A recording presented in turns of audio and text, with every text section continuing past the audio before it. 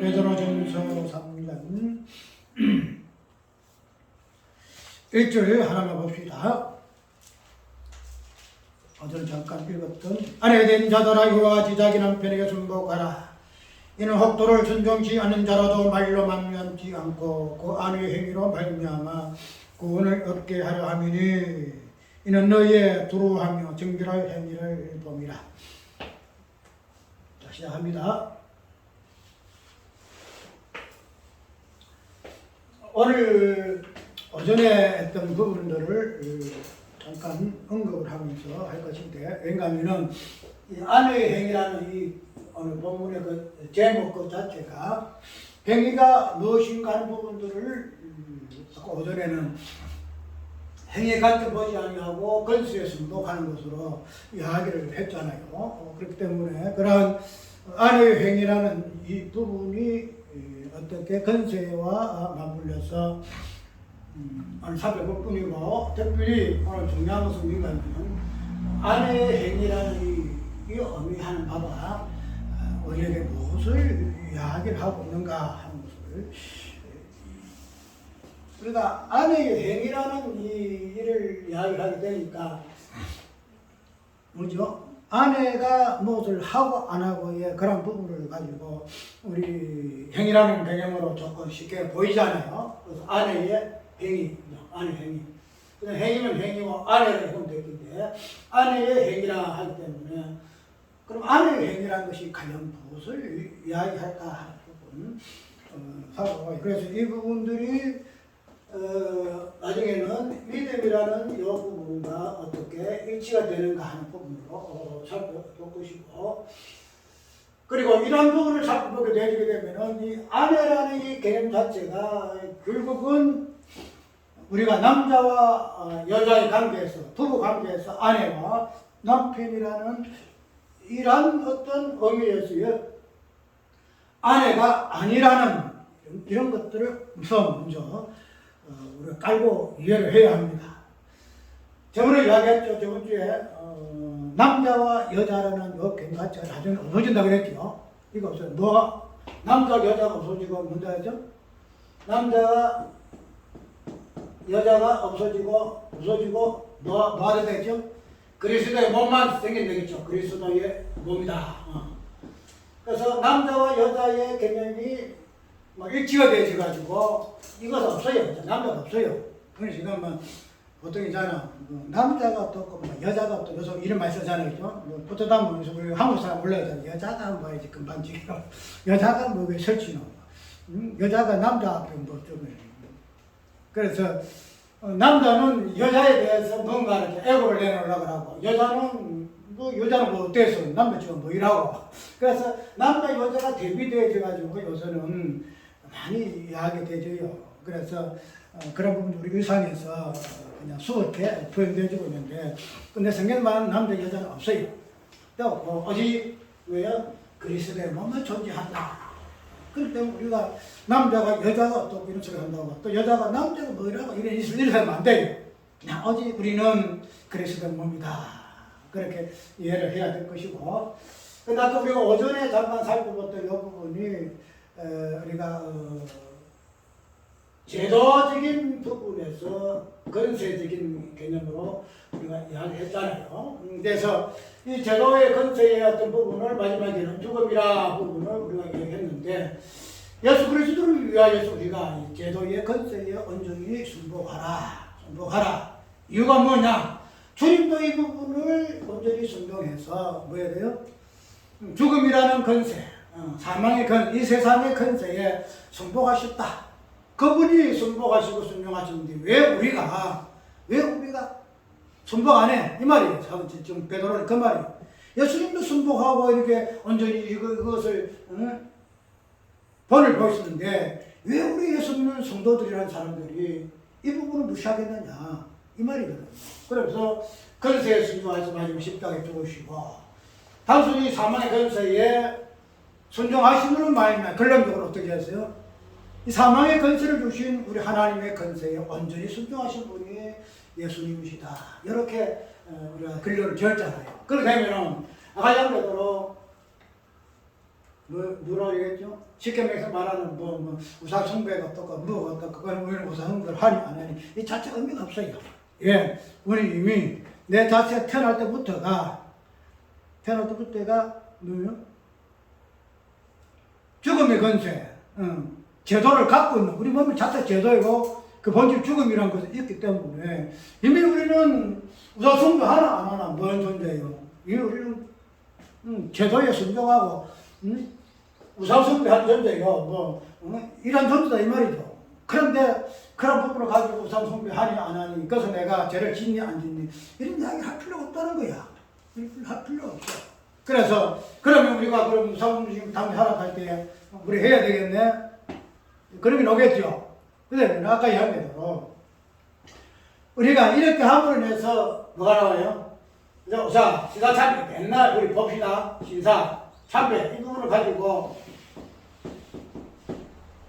일본이 그냥 이야기했잖아요. 그러면 시사참배를 안 했다. 시사참배 안 했다. 그러면은 시사참배를 하고 안 하고를 떠나서 시사참배 한 사람도 결론이 돼요. 결론은 이 죄를 인해서 어떤 존재예요? 죄를 지어서 죽음이라는 이 본질을 흔적을 가지고 있는 존재가 되셨고 그 다음에 시사참배를 만약 안 했다. 그 당시 시사참배를 안 했다. 그럴 때는 어떻게 돼요? 그때 당시 시사참배 안 하면 죽어요. 그래서 오기가 들어가기도 하고 순교자 노릇이고 그러거든요. 그러면 결국은 시사참배를 하나 시사참배를 안 하나 결론적으로 보면은 죽어요. 죄로 인해 죽어요. 시사참배를 해도 이 양반 이거 시사참배를 했지 니는 우상숭배한 놈이야 니는 죄인이야 죽어. 그러라고 시사참배를 안 해도 결론적으로 죽어요. 왜 내 시사참배를 안 해? 딱 죽이 사유식이잖아요. 결론적으로 하나 안 하나 이게 자체가 의미가 없어요. 그럼 우리는 그럼 이따 현실적으로 시사참여 문제 조정할 때 어떻게 할 것이냐. 그러면은 이 부분에서는 아까 이야기해도 결론은 이 계명을 통해서 죽음이라는 것은 세상 권세가 이 시사참배라는 제도를 통해서 우리에게 강요하는 것은 죽음이거든요.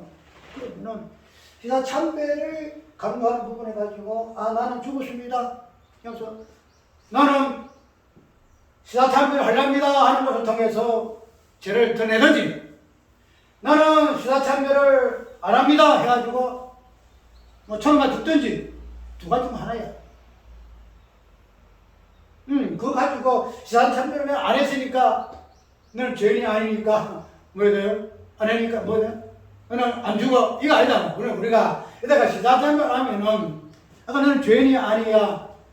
그래서 나는 안 죽어. 이렇게 나왔는데 근데 이런 근본적인 실제적인 사람을 보게 되면은 시사참배 하나 안 하나 죽음이란 건설 아래에 놓일 수밖에 없는 존재가 없다.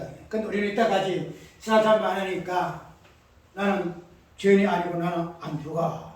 이렇게 나왔더라는 건데 우리가 깊이 보게 되면은 이 죽음이라는 시사참배라는 우상숭배의 어떤 제 근세의 어떤 그 부분이 우리에게 요구하는 그 개념은 우리에게 요구하는 거 죽음이란 말이죠. 죽음. 그래서 내가 시사참배 안 했으니까 나는 안 죽어. 너는 죄인이 아니야. 옛날 지금까지 그랬잖아. 아니야. 아니라는 게 시사참배라는 이 우상이라는 이 계명이 그 도는 것 자체가 나는 그렇다 안 하든 뭐 어쨌든 내가 행위로 하든 안 하든 뭘 드러내기 위해서 나라는 존재가 어떤 존재인가 존재인가 그 큰 계명 우상이라는 이 계명을 가지고 또 우리에게 죄를 드러내기 위해서의 하나님이 우리에게 계명을 주셨다. 그거 보게 되면은 우리가 뭐 국가가 뭐 교회가 뭐 분리되고 간섭해서 안 되고 뭐 어떻게 안 된다는 거죠. 이 세상 그 자체가 제도 죽음의 건설을 가진 이런 세상이기 때문에 우리는 그 제도에 온전히 순복할 수밖에 없는 존재다 하는 것을 우리가 먼저 이야기가 되지고 그럼 이제 이 부분을 아까 우리가 잠깐 2장 읽었지요. 그리스도께서 그리스도를 위하여 온전히 이 제도에 순복하라 하는 부분을 가지고 그 다음에 오는 부분이 뭔가 사한다라 주인에게 순복하라 나오잖아요. 그래서 사람들을 주인들에게 왜 순복해야 할 것인가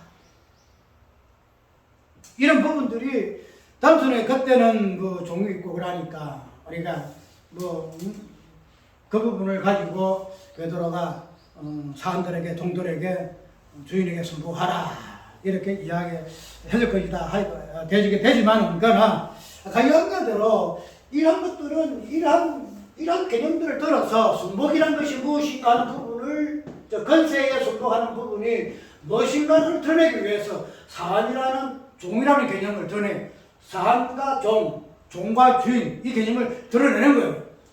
그러면 이 3장에 보게 되기 때문에 이 부분을 어떻게 뚜렷하게 무엇으로 아내와 남편의 개념을 가지고 이야기 좀 하고 있습니다. 아내와 남편 가지고 저는 사안과 종 가지고 주인에게 순종하라 순복하라 이 부분을 설명했는데 이런 것들을 이제는 아내와 남편이라는 이 개념을 가지고 순복이 무엇인가? 순복이 무엇인가?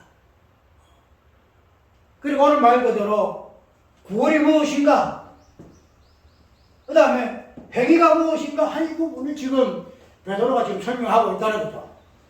그 다음에 우리가 이런 것들을 기본으로 깔고 편세에 순복하는 이 부분을 깔고 그 다음에 그 부분들이 사안에서 동원해서 이 부분들이 우리가 설명되어 있을 것 같으면 이제 구체적으로 오늘 우리는 결국은 교회죠. 교회라. 우리는 결국 교회잖아. 마지막 교회라고 가지고 나가는데 이런 부분을 가지고 구체적으로 건수에 순복하여지는 부분이 무엇인가? 단순하게 그냥 건세에 남자였던 거리에 건세에 여자는 순복해야 된다 하는 이런 개념이 아니고 건세 정점이 되지는 이 건세, 거부를 순복하는 것이 이 땅에서 사하는 주인에게 순복함으로 인해서 이것이 선한 행실이 되는 거고, 종은 주인에게 순종함으로 인해서 선한 행실이 되는 거고, 이 보면 앞에 보면 선한 행실을 통하여 이 쑥 나오잖아요. 내가 성경을 탁부터 못 찾고 인용을 못 해가지고 잠깐 이러네. 15절 보게 되면은 14절, 12절 볼까요? 너희가 이방인 중에 행실을 선하게 가져. 이방인 행실을 선하게 가져. 너희를 악행한다고 비방하는 자들 하여금 너희 선한 일을 보고 근노하시는 날에 하나님께 영광을 돌리게 하라 함이라. 다른 줄 듣지 말고. 자, 이게 보게 되면은 베드로가 이 부분을 이야기하면서도 또 누차 거부 이어서 건면을 묻는다면 너희 선한 행실을 통하여서 선한 행실 하라 이렇게 이야기하고 있어요. 그리고 여기서 말하는 선한 행실이라는 것은 우리가 뭐 다양하게 뭐 있겠죠. 뭐 봉사하는 것이고 뭐 다양하게 성경의 열매라든지 뭐 다 이런 부분 다 넣어줄 거 아니에요. 그런데 이 부분에서 베드로 사도가 선한 행실을 이야기하는 개념 뭐인가 하면은 사한이 주인에게 순복하는 것을 선한 행실이라고 이야기해요. 종이 주인에게 순복하는 것이 선한 행실이라고 이야기를 하고 있어요. 그러면은 우리가 이때까지 그냥 주인은 뭐래요? 종은 주인에게 순종하는 것이 당연하다. 다 못할지라도 그건 당연해. 또 사한도 주인에게 순종하는 것은 당연한 거야. 이런 부분을 가지고 저번에 이야기했더니 그냥 그리슬쩍 어느 정도의 부분만 가지고 우리가 그 모습만 한 가지 이 부분을 이해했지만은 그러나 사한이 종이 주인에게 순복하는 이 자체가 하나님이 우리에게 요구하시는 선한 일이다. 선한 행실이다.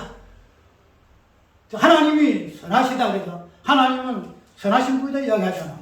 예수 그리스도도 선하신 분이다 이야기하잖아. 그래서 이 선의의 개념이 오늘 사한이 주인에게 순복하는 것으로 표현되고 있다는 거예요. 그렇기 때문에 우리가 단순하게 그냥 사한이 주인에게 순복하는 것은 뭐 당연히 종이니까 주인에게 순복하는 것이 당연한 거야. 이런 것으로 우리가 이해해서 안 된다는 거지. 이 자체가 뭐예요? 선한 일이다, 선한 일.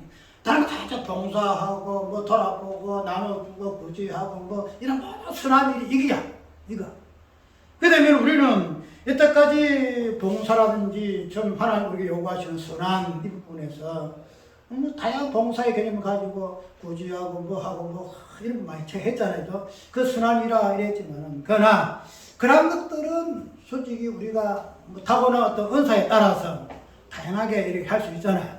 그런데 우리가 오늘 말하여지고 있는 이 선한이라는 행위는 우리 일상에서 우리 일상의 관계 속에서 발해지는 개념이다 이 말이죠. 따로 우리가 구제를 한다든지 뭐 돌아본다든지 자선한다든지 이런 것을 가지고 우리가 선한이 어떠니 이걸 이야기를 하기 전에 우리가 지금 일상적으로 관계를 맺고 있는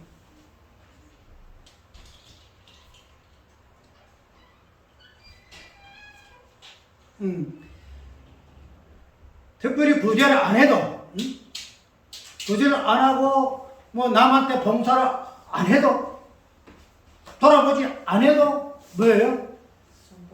우리의 어떤 관계성에서 나타나는 선함이다 이 말이죠. 아까 이야기했잖아요. 우리가 제도라는 것은 제도를 떠나서 살 수가 없잖아. 그죠? 우리 입장에서 말하고 있는 어떤 뭐 하나하나 조목조목 말하는 어떤 그 내용들, 뭐 보이면은 법의 그 조항들, 뭐 교통법이면 교통법에 대한 이런 모든 것들을 우리가 어떻게 그걸 우리가 따라 살 수가 없어. 그런 것들을 통해서 우리의 일상이 이루어져. 우리 운전도 해야 되지요. 우리가 일단 모든 관계 속에서 이런 것들이 우리 일상이야.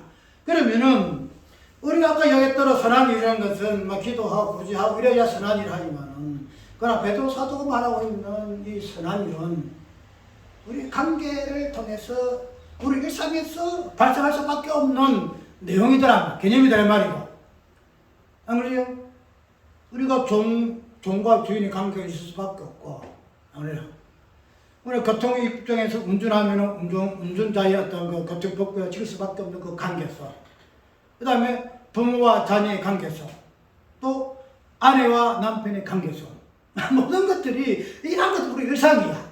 이런 걸 통해서 우리가 우리의 삶을 시작하고 우리 삶을 종말한다는 게 마무리 짓는단 말이에요. 그렇게 되면 그런 우리의 일상 속에서 나타나는 성경에서 말하고 있는 선한이라는 것이 무엇인가 하는 부분을 오늘 배도사도는 이야기하고 있음으로 인해서 우리의 어떤 선한 이 행위 자체가 결코 뭐랄까나 특별히 특별하게 해야 함으로 말미암아 주어지는 그런 행위가 아니고 그런 선한 일이 아니라는 거예요. 그럼 이런 부분들이 오늘 다 떠나서 뭐예요?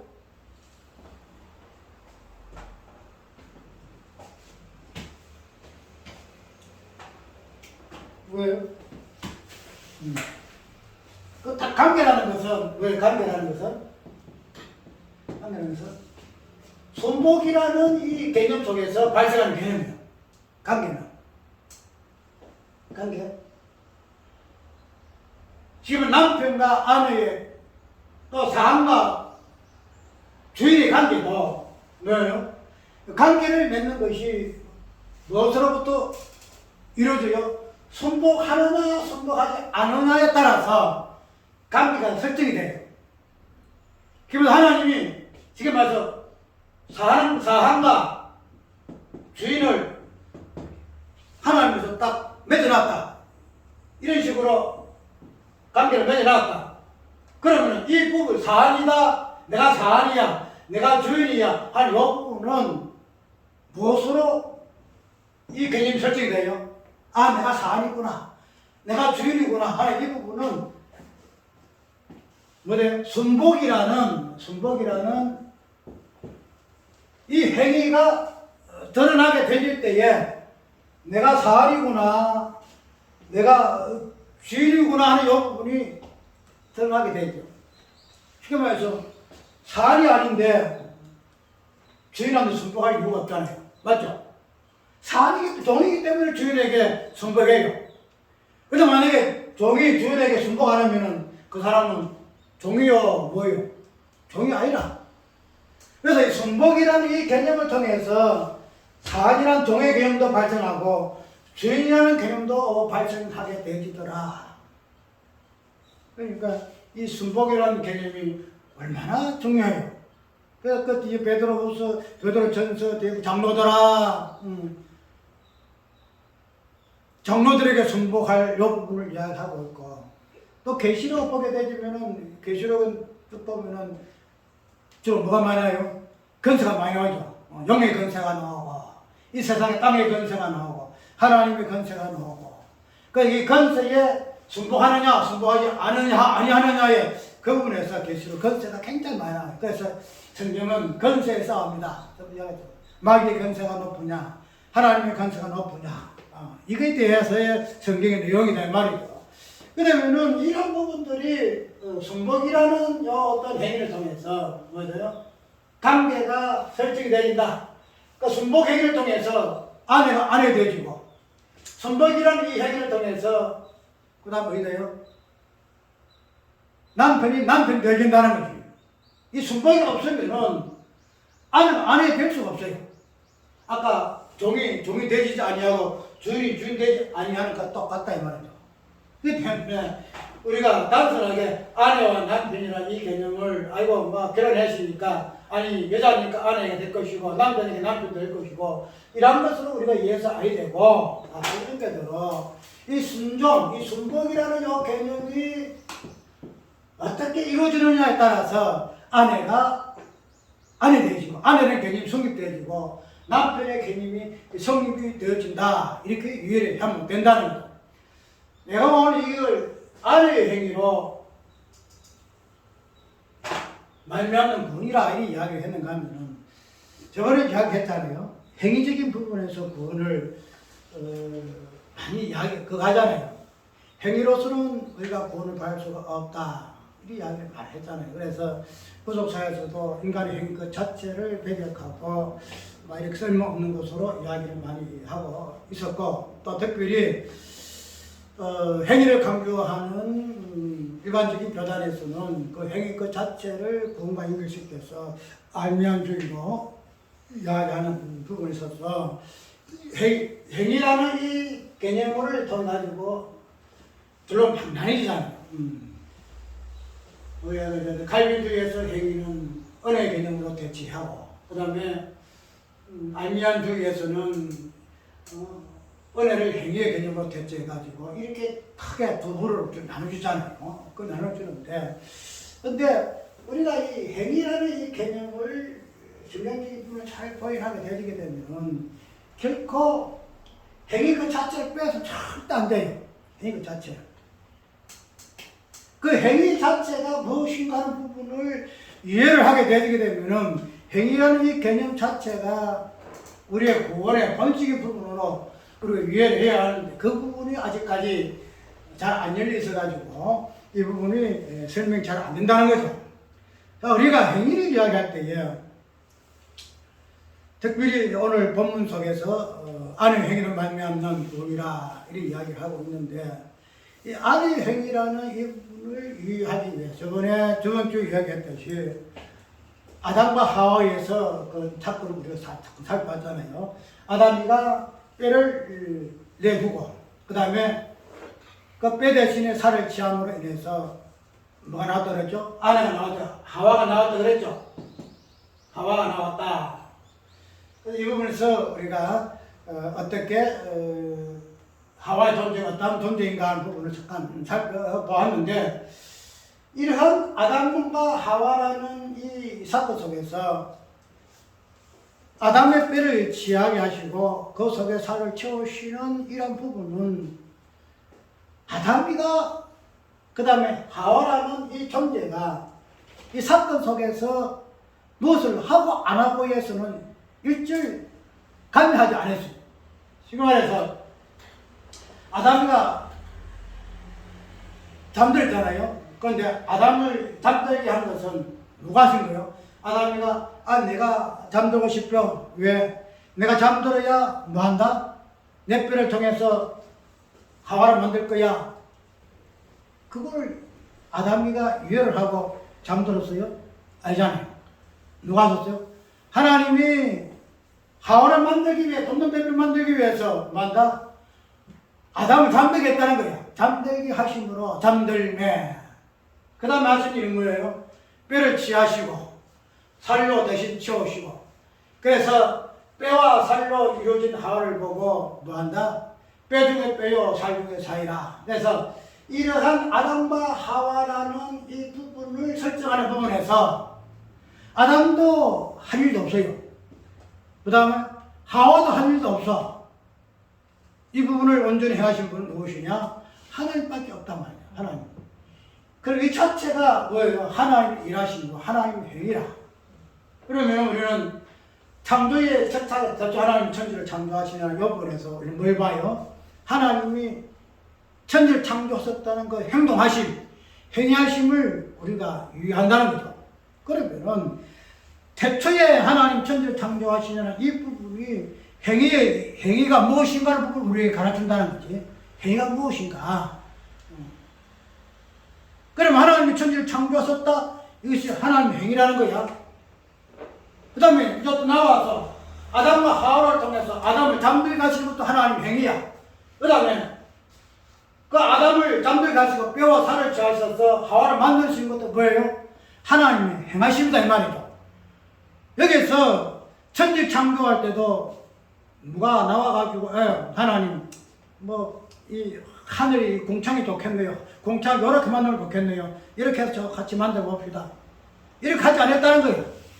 하나님의 독단적인 주권을 위해서 하늘을 만드시고 땅을 만드시고 가운데 만물을 만드시고 또 아담과 하와라는 이 돕는 배필을 만드는 일도 하나님의 독단적인 일하심이다 이 말이죠. 그러면 행함이라는 행위라는 이 자체가 성경에서는 하나님의 일하심만을 이야기하고 있다는 거예요. 하나님의 일하심만. 그런 부분을 보게 되게 되면은, 우리는 1차적으로 우리가 행위로 구원을 받는다는 이 관점 자체가, 얼마나 허망한가. 얼마나 허망한가. 이게 말해서, 참, 의나도 웃을 일. 하나님이 천지를 창조하셨다. 이걸 빼고, 인간이 천지를 창조했다. 이런 걸로 나온다는 거야. 하나님이 태초에 천지를 창조했다. 사람이 태초에 천지를 창조했다. 그거는 태초에 하나님이 천지를 창조하고 인간 창조할 수가 없어요. 이런 행위를 할 수가 없어. 아담을 잠들게 하는 것도 사람이 할 수가 없어.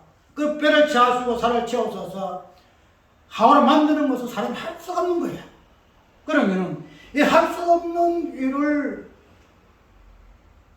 내가 행동해서 내가 행했기 때문에 내가 공부받아? 아니잖아. 그래서 우리가 본질적으로 보게 되면 이 행위라는 이 관점을 성경에서 정죄하는 이유는 뭐냐면은 하나님의 행위를 부인하고 인간의 행위를 집어넣음으로 인해서 그 자체가 어불성설이다. 도저히 성립 안 되는 이야기다. 그런 얼토당토하는 불가능한 일을 왜 함으로 인해서 구원을 받는다고 한마디로 막 그런 짓거리 하느냐 이 말이에요. 짓거리 하느냐. 그게 유대인들의 행위거든요. 유대인들의 사고방식이라. 하나님이 천지를 창조했는데 내가 천지를 창조했노니라. 아담과 하와를 갖다 본능 배필 지을 때 내가 아담을 잠들게 하고 내가 하와를 만들어 놓아라. 이것이 유대인들의 행위에 대한 내용이기 때문에 성경은 그렇게 정리한다는 거예요. 그 되면 행위라는 것은 어떤 뭔가요? 우리가 하와라는 이 부분을 하나님께서 돕는 배필로서의 행위죠. 돕는 배필.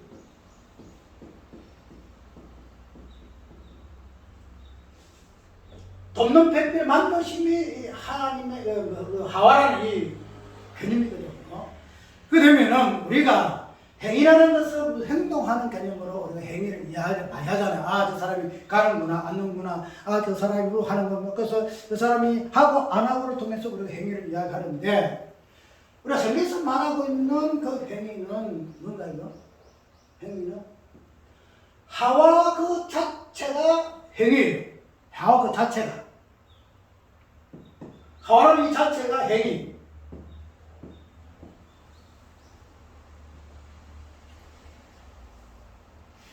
하와가 뭐 행동하고 안 하고 이 부분 아니잖아. 만약에 하게 되면은 하나님 행위를 이야기할 때에 돕는 배필 하와를 만들었잖아요. 그렇게 되면은 하와가 아이고 내가 남편을 도와주기 위해서 남편의 그 뼈를 갖다가 내가 이식해서 내가 만들어줘야 하겠네. 그래서 하와가 뭐 아담을 잠들게 한다든지 뭐 한다든지 하나도 상관없어요. 그죠? 하나님이 돕는 배필을 내가 하와를 지어야 되겠다 하는 그 하나님 행위가 그 결정체가 행위라는 그 결정체가 어떤 하나님의 어떤 부분을 가지고 이야기하는 것이 아니고 하와라는 인격적인 실존을 통해서 뭐가 돼요? 하나님의 행위가 드러나게 되더라고요. 그렇게 되면 우리 이때까지 행위라는 것 자체가 내가 행동하고 안 하고라는 이 부분을 가지고 행위를 설정했는데 성경에서 말하는 행위는 그 자체가 행위, 그 자체가 내 자체 행위라 이 말이에요. 그러면은 오늘 본문 속에서의 아내의 행위로 그렇죠? 그래서 우리는 아내가 따로 있고 아내의 행위가 따로 있다는 것으로 우리가 착각하기 쉬워요. 그런데 성경에서 말하는 행위는 뭔가 하와라는 어떤 실제 인격체가 따로 있고 이 인격체가 따로 뭔가 행위해서 행위가 설명되는 게 아니다 이 말이죠. 하와라는 이 자체가 하나님의 행위를 드러내는 개념이기 때문에 오늘 본문 속에서 아내의 행위로 말미암는 구원이라는 이 개념 자체, 아내 행위라는 이 개념 자체도 아내가 따르고 행위가 따르는 것이 아니고 행위 자체가 무엇이라? 아내다. 아내다. 행위가 아내다.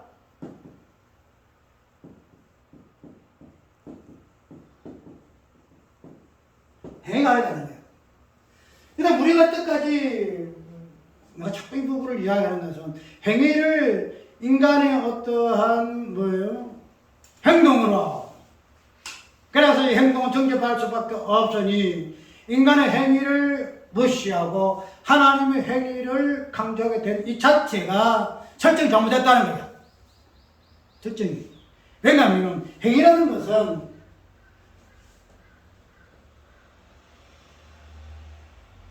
하나님의 행위 자체가 일하심이 하와라는 이 실제를 통해서 하나님의 행위가 드러났을 것 같습니다. 그 다음에 그런 부분을 본문속에서 아내의 행위로 말미암는 군으로 볼 것 같으면 이 아내의 행위라는 이 개념 자체도 아내라는 이 개념 속에서 행위의 개념을 우리가 이해한다 할 것 같으면은 행위로 통해 나타나는 그것을 행위로 이유해서 행위가 정죄받네 안 받네 이 부분 자체가 잘못됐다는 거다. 행위는 어떤 사람이 하고 안 하고의 그것을 의미하는 거 아니에요. 무엇을 의미한다? 지금 오늘 본문서에서는 아내라는 이 개념을 통해서 행위가 무엇인가는 그 행위의 본질적인 부분이 아내의 개념으로 나타난다는 거야. 그러면 이러한 부분에서 행위가 무엇인가 하는 부분을 가지고 구원을 논해야 돼요. 구원을. 왜? 왜 그럴까요? 행위는 그거는 뭐예요? 구원의 개념과 연결되어 있죠. 행위가 그냥 뭐 아내의 행위로 뭐 따로 있고 그 다음에 구원이 따로 있는 것이 아니고 아내의 행위로 말미암는 구원이기 때문에 그런 아내의 행위를 아내의 개념으로 유혈해서 그 아내가 구원이라는 의미에서 어떠한 의미가 되는가 이 부분이 설명이 되게 되면 굳이 그냥 뭐 우리 인간의 행위가 이러니 저러니 행위는 쓸데없고 하나님 행위만 그런 것을 이야기할 필요가 없다는 거지. 그렇게 새롭게 조명해서 깊이 있게 또 실존을 통해서 어떤 행동하는 그 행위가 아니고 그 실존 자체를 통해서 하나님이 어떻게 행위를 부정하시고 그 부분을 통해서 결론적으로 구원이라는 관점에서 해석했었는가 하는 부분을 가지고 우리가 새롭게 한번 살펴보게 되게 되면은 그래서 오늘 짧은 시간에 또 이야기가 길어질 것 같은데 행위라는 이 개념을 단순하게 무엇을 하고 안 하고의 개념에서 행위를 이야기하지 아니하고 본문속에서는 아내의 그 행위를 아내의 개념으로 이야기를 하더라. 그래서 이 아내를 통해서 뭐가 된다? 구원이 이루어진다. 이 이야기 할 수 있겠죠. 구원이 이루어진다. 지금 말해서 구원은 남편이라는 개념이거든요. 법에서도 그러잖아요. 아내의 행위로 말로 말미암지 아니하고 아내의 행위로 말미암아 도를 순종치 아니하는 자에게라도 구원이 이루어진다라고 이야기하고 있어요. 도를 뭐 행하지 못하는 부분을 가지고 예수 믿는 사람이니 안 믿는 사람이니 이걸 이야기하는 것이 아니고 이 부분이나 행위라는 것 자체를 통해서 아내를 통해서 어떻게 남편이 구원이라는 이 남편이 설 수 있는가 이루어지는가 하는 부분을 이야기를 좀 하고 있기 때문에 도를 순종치 아니하는 이 부분이 그냥 예수 믿는 사람이다 안 믿는 사람이다 이걸 말하지 아니한다는 걸 우리가 먼저 이해를 해야 한다는 거예요. 그러면은 일단적으로 우리 행위는 말미암아서 구원을 받게 되는데 이 행위 자체가 무엇으로 아내의 개념으로 설명되어 줄 것 같으면은 그럼 아내가 뭐냐? 저번에 이야기했던 아내가 뭐? 아담이 뭐냐? 아담은 오늘 본문에서 말하는 아내는 그 운명이 하와거든요. 하와.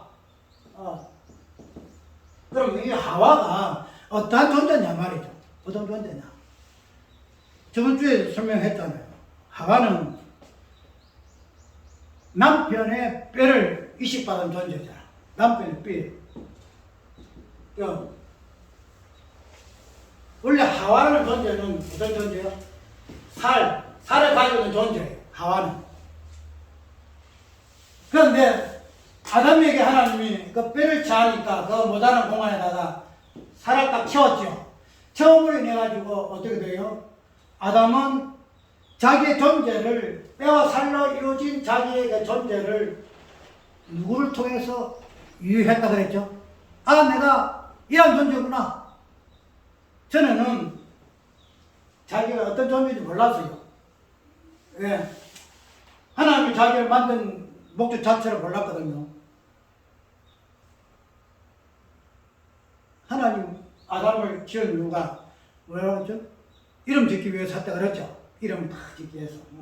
그래서 소와 개가 지나가면 이름 쫙 지어야 하는데, 근데 그 이름 짓는 것을, 그 완성이 무엇으로 이뤘다 그랬죠? 하와라는 이름을 지음으로 해서 완성됐다 그랬죠? 그 하와는 어떤 존재예요? 하와는 자기의 뼈와 자기의 뼈, 자기가 잠들어서 죽을 수밖에 없는 그 뼈를, 뼈뇌물을 인해서 죽을 수밖에 없는 그런 부분을 자기의 돕는 백비된 하와를 통해서 아는 거야. 아, 내가 이런 존재구나. 그 자기 안에 하와를 통해서 자기 존재, 자기의 본질, 자기의 하는 사역, 이름 짓는 이 사역이 무엇을 이하민가 하는 부분을 알게 되심으로 인해서 하와는 아담에게 말할까요? 하나의 거울이야. 하나의 거울. 자기 자신이 하나님과 나를 만들었을까? 그래서 돕는 백비를 아내를 삼았었는데, 뼈와 살을 가진 아내와 아내를 하와를 만들었는데, 그 아내를 만들어준 목적이 무엇일까 하는 부분이 하와는 그를 통해서 자신을 보는 거야. 그럼 하와는 아담에게 무슨 존재예요? 죽음이라는 존재, 아담의 본질이 무엇인가 하는 부분을 보여주는 존재가 이 하와의 하와. 그러면은 아내의 행위로 말미암는 남편이 부를 받는다 이렇게 하겠죠. 그러면은 이 아내의 행위라는 이 하와라는 요 본질 속에서 드러나는 것이 뭐예요? 죽음이라 그랬죠. 죽음.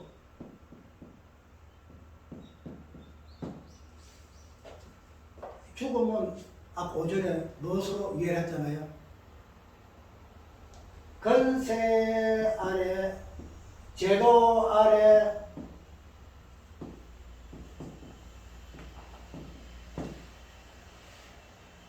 건세와 제도의 본질이 되는 죽음을 보여주는 존재가 뭐예요? 하와의 하와. 아까 자기 존재를 통해서 남편 아담에게 당신이 어떤 존재요? 보여줄 분에서 아담이 뼈 중에 뼈요, 살 중에 살이라 하는 부분을 고백한 것 같이 이 하와라는 이 존재가 결국은 건세와 제도 아래 순복할 수밖에 없는 결과로 건세와 제도의 순복, 건세 제도는 본질이 죽음이죠. 세상의 건세, 사망의 건세잖아요. 제도 마찬가지죠. 그것을 본질로 갖고 있는 이 죽음이라는 흔적을 보여주는 존재가 하와라. 그러면 이 하와는 어떤 존재예요? 아내는 어떤 존재예요? 아내는 건세 아래 순복하는 존재가 아내다 말이죠. 건세 아래 순복하는 존재가 하와라 이 말이죠. 왜? 하와에게는 죽음의 흔적이 있으니까. 건세의 본질이 되어지는 지하 죽음을 보여주는 존재 하와이기 때문에 결론적으로 하와는 어디에 순복한 존재다? 건세에 순복하는 존재가 뭐예요? 하와다 말이죠. 아내는 아까 이야기대로 뭐예요? 똑같아요. 건세와 제도라는 이 죽음을 온전히 순복한 존재가 아내라다 이 말이에요. 아내.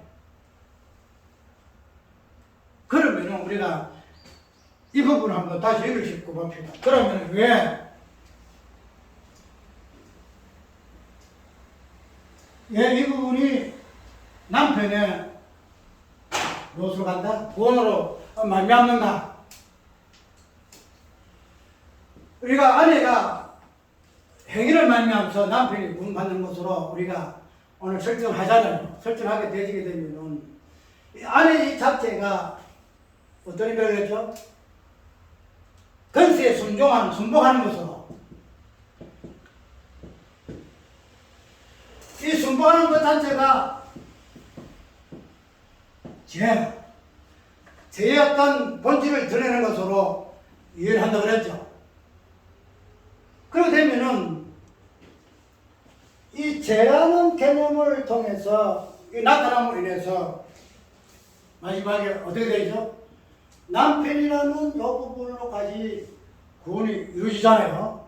그러면은 우리가 아내라는 이 개념 속에서 순복이 나오고 그 순복으로 말미암아서 어떠한 존재로서 나는 죄인이다 하는 부분을 드러내는 존재로서의 아내의 행위로 우리가 이해를 하게 되겠는데, 이런 부분이 남편의 구원으로까지도 이어나게 되기 위해서는 아까 이야기대로 우리가 순복이라는 것은 무엇을 설정한다 그랬죠? 순복이라는 것은 관계를 설정한다 그랬죠? 관계. 쉽게 말해서 종하고 주인하고 이 관계가 성립하기 위해서는 뭐가 있어야 돼요? 순복이 있어야 되겠죠. 순복. 쉽게 말해 순종이 있어야 된다는 말이죠. 다른 말로 하면 고난이다 이 말이죠. 그러면은 이런 관계, 종과 주인의 관계는 순복이라는 이 행위를 통해서 뭐가 된다? 나는 종이다, 당신은 주인이에요. 이 부분이 설정돼요. 관계가 성립돼요. 아까 이야기했던 이 관계가, 이 순복이라는 이 행위가 없으면은 종도 종이 아니고 관계가 아니다. 쉽게 말해서 아내가 이러한 이 순복이라는 관계라는 이 부분이 이런 부분을 온전히 드러내지 못하게 되면은 어때요? 남편이라는 이 존재가 성립 안 돼. 아내가 순복이 되질 때에 결론적으로 뭐가 성립돼요? 남편이 성립이 돼요. 남편이 존재가 생기는 거예요. 아내가 순복이 안 되게 되면, 핵이라는 이 순복이 아니면은 남편은 존재가 없어요. 남편이 없어. 아내하고 남편 아무것도 관계가 아니야. 우리가 결혼 안 하면 다른 일반적인 남자 여자 관계는 부부 관계 아니잖아요. 그죠? 근데 그 결혼해야만이 아유 내 아내네 내 남편이네 이게 성립된다는 거죠. 그러니까 그러한 이 관계는 무엇으로? 아내가 순복이라는 이 흔적, 죄라는 이 흔적을 드러내는 본질로 바뀌어질 때, 그게 행위라는 거죠. 바뀌어질 때에 뭐가 된다? 아내는 남편이라는 이 남자가 성립되는 거야. 남자가 성립되는 거야.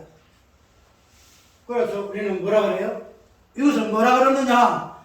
이것을 구원이라 그래요. 저는 남편 없어요. 저는 남편 없어. 예. 아내가 순복이 없는 데요.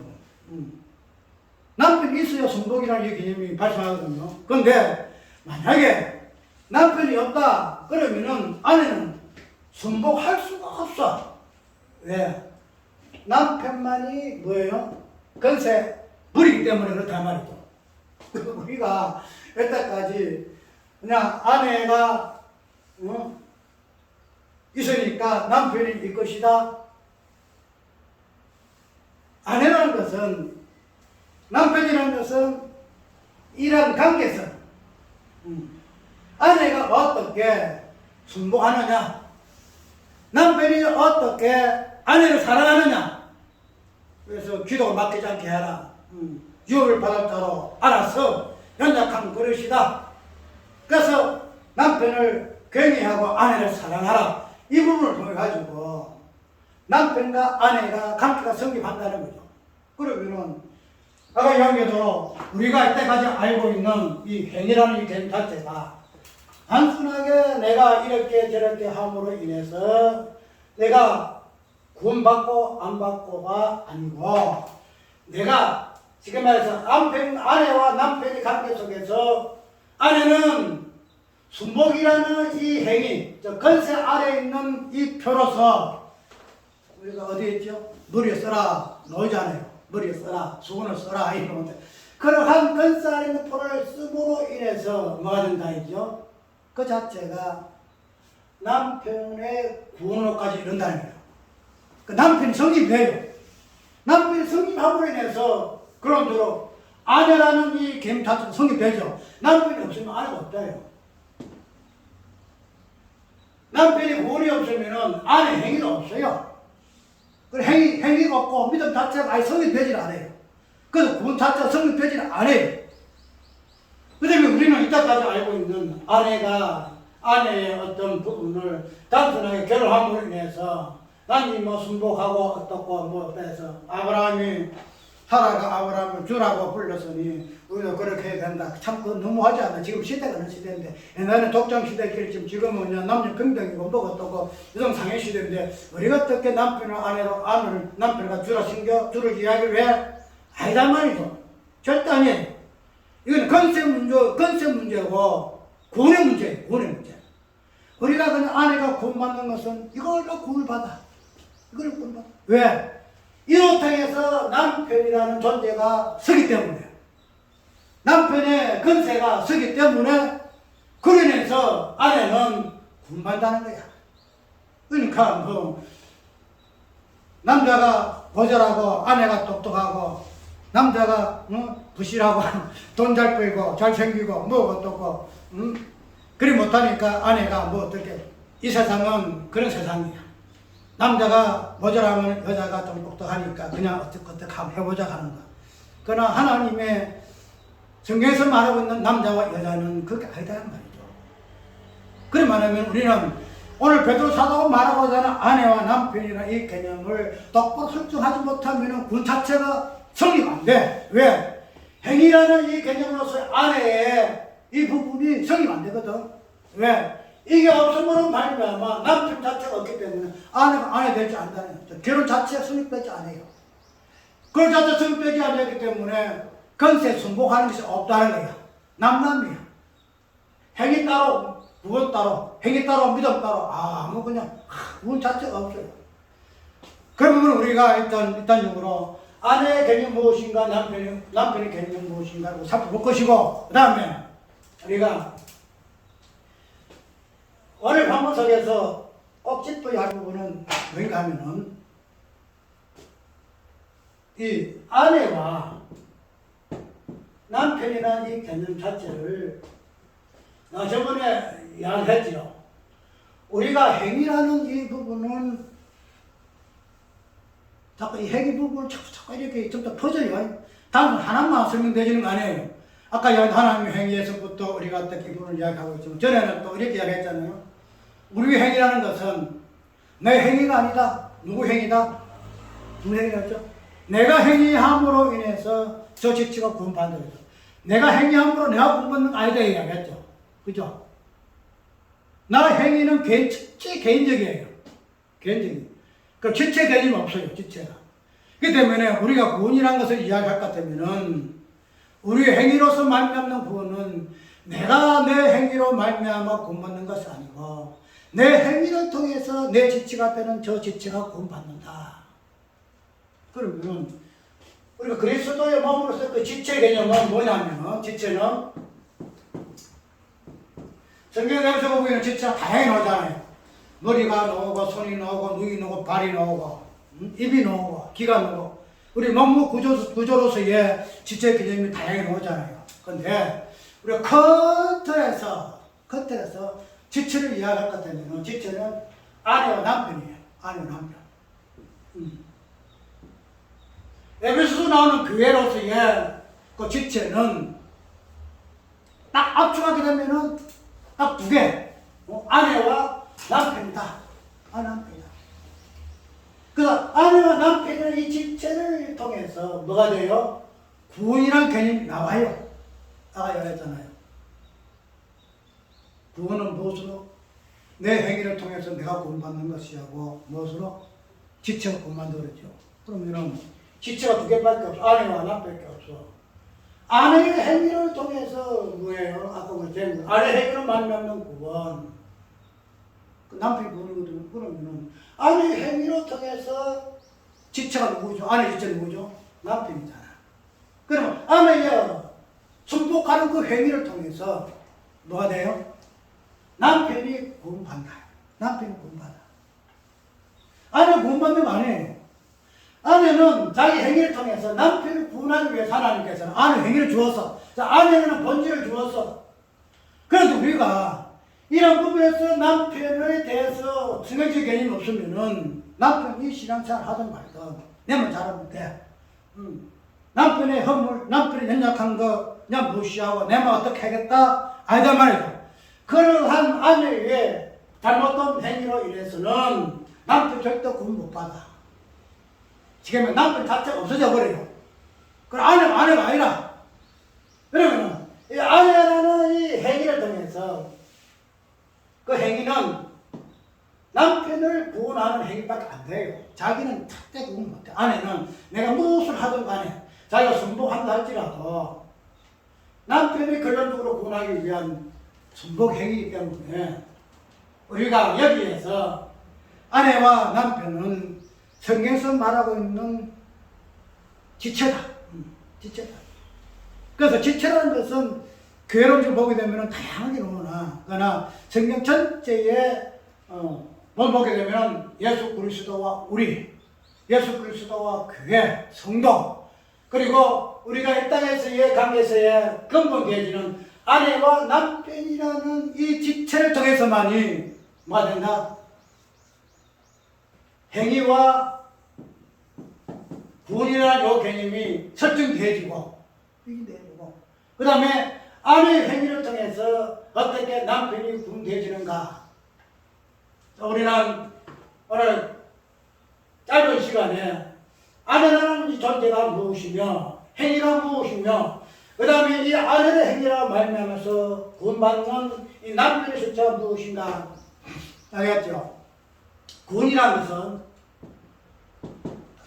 것은 아까 언급했듯이 건세 세움, 건세 세움.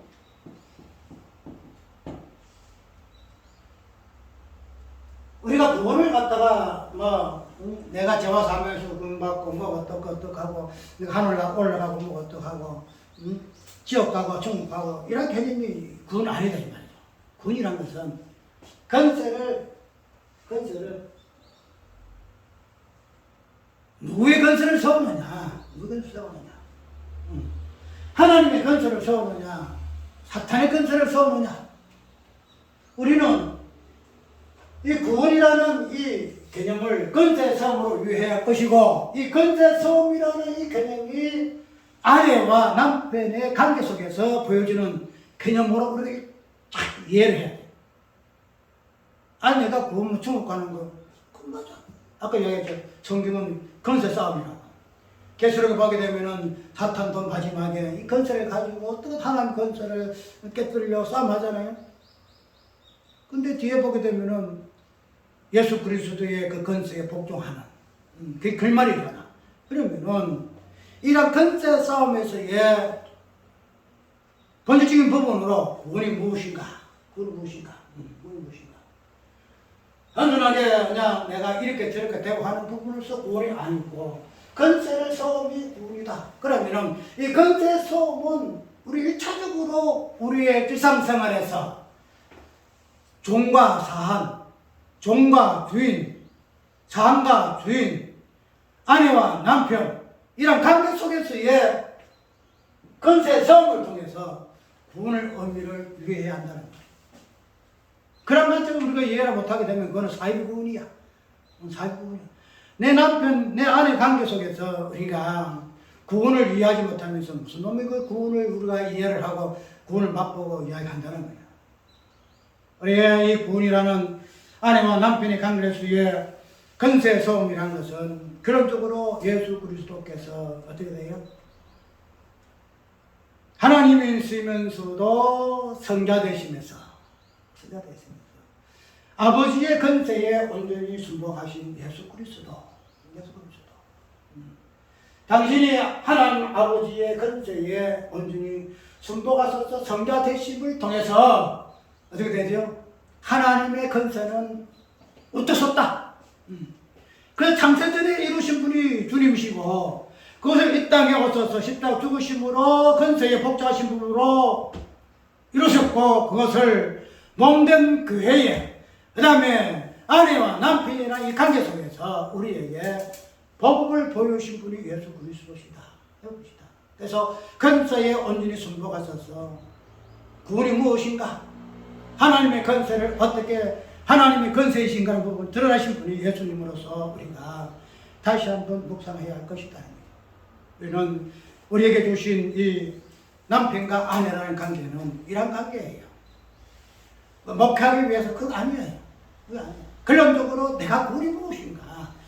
내게 아내가 있게 하시고 나에게 남편이 있게 하심은 하나님 나에게 주신 구원이 무엇인가?